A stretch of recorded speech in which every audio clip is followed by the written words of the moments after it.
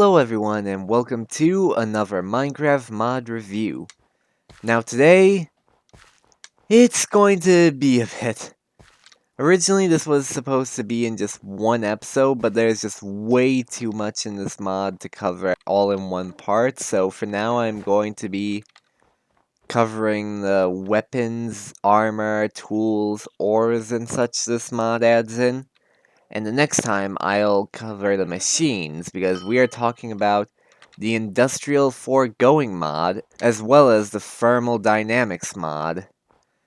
Now, I was originally going to just do Industrial Foregoing, but in order to transfer energy between machines, I needed the Thermal Dynamics mod, so I'm just going to be covering that one first. Now, the first major thing this mod adds in is a whole bunch of different types of ores. Now, the first ore you are going to find is tin. It is most common along with copper. It spawns relatively common.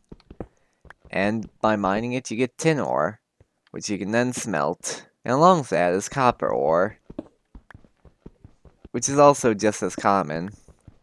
You can make gear that is stronger than stone but weaker than iron.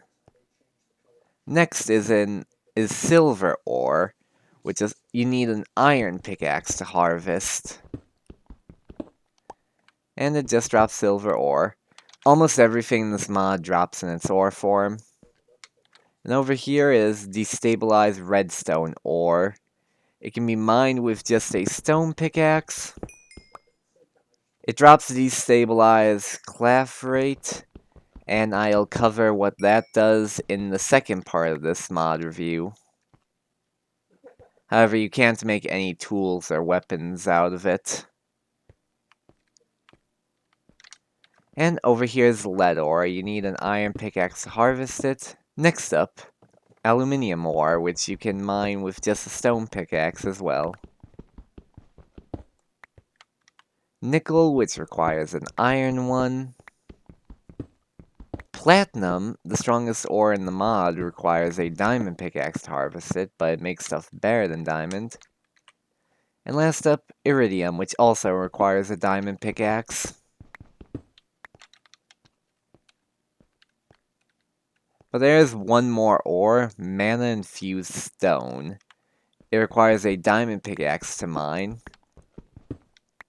And as with all the other ores, it drops in its ore form, so you need to smelt it. Now, next up are all the different types of armors, of which there are a lot in this mod. Every type of ingot can be made into armor. Copper is the weakest, being only 8 defense, all the way up to platinum, which is the highest.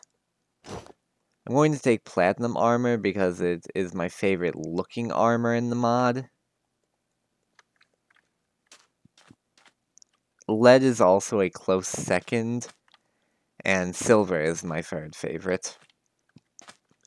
But yeah, every one of these armor sets are crafted in the normal crafting recipe way. And over here we have some weapons, of which there are a lot. So right up here I have all the new kinds of swords, sorted by damage.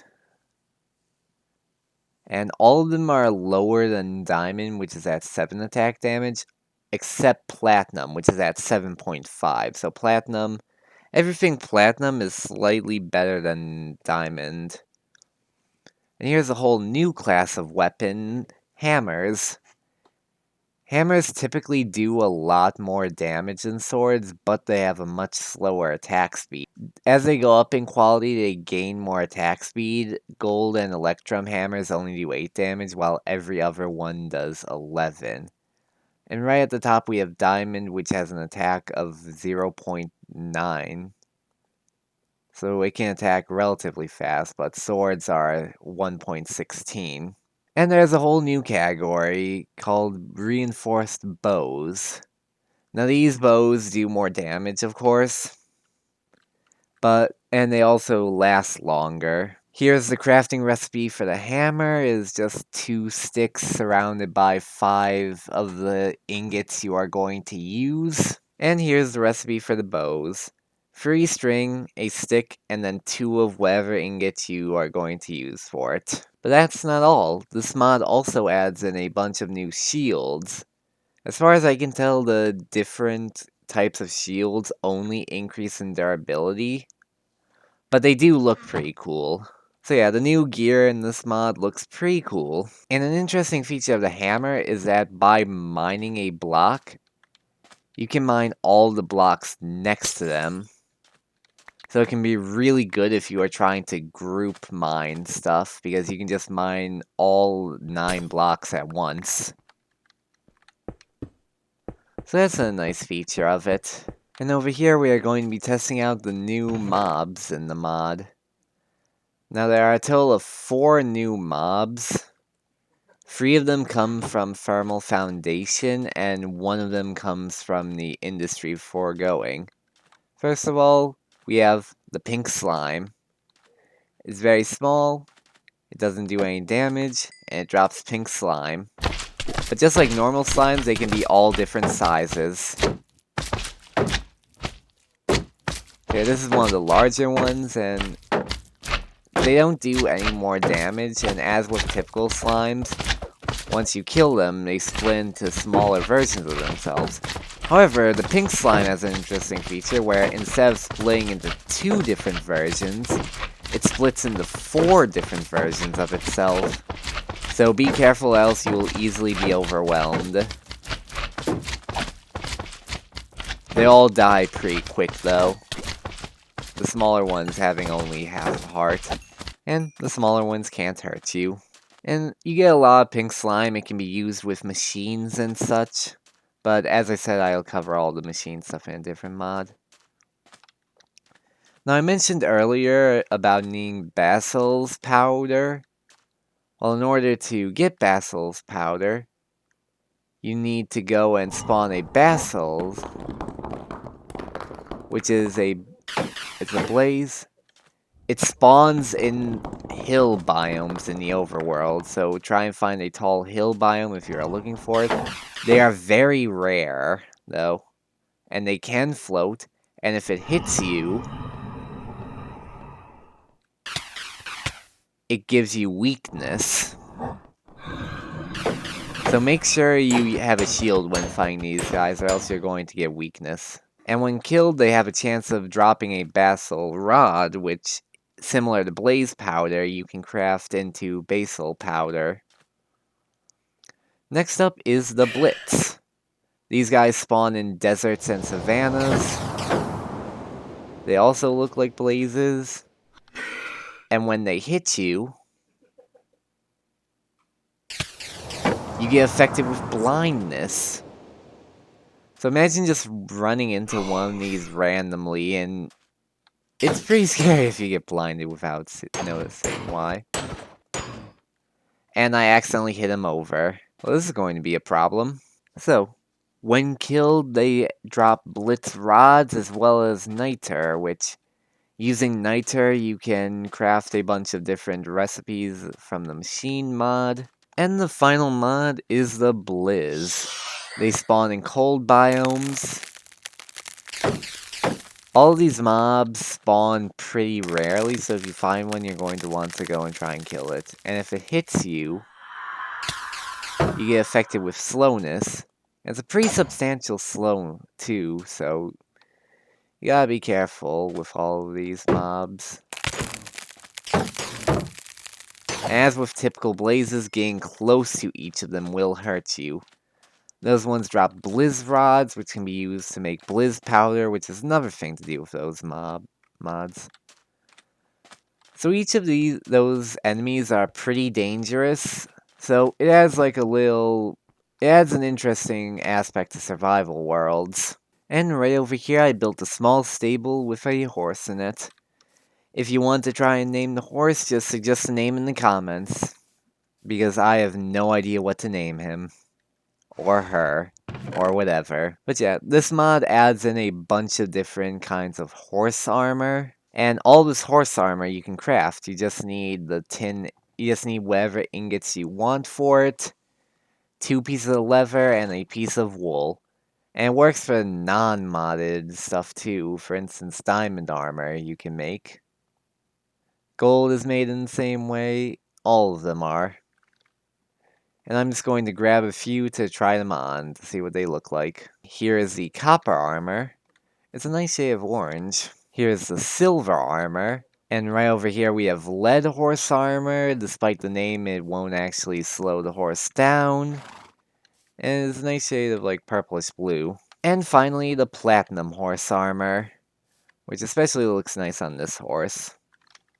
So yeah, if you want to try and name the horse, suggest something in the comments and I will pick whichever one I like the most. And over here I built a small farm to show off the next part of the mod. This next part adds in a whole new class of gear called Sickles. Now sickles, they aren't meant to be a weapon, they are meant to be a tool.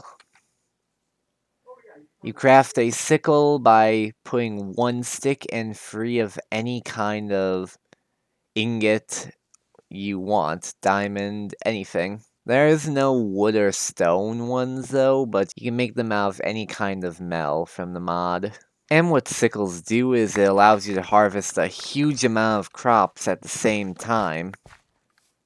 It makes it much easier to farm, so you can just do that to harvest everything in an area. That was the platinum sickle, which is the best one, so it harvests a huge area. But the smaller ones still harvest a good chunk, like a 3x3 or such. So, if you want to farm, it makes it a whole lot easier. So, I just realized that I forgot to show off the bows, so I might as well do it now. Weird lag spike, but okay. And it is down 4.5 hearts, which is more damage than a normal bow would do.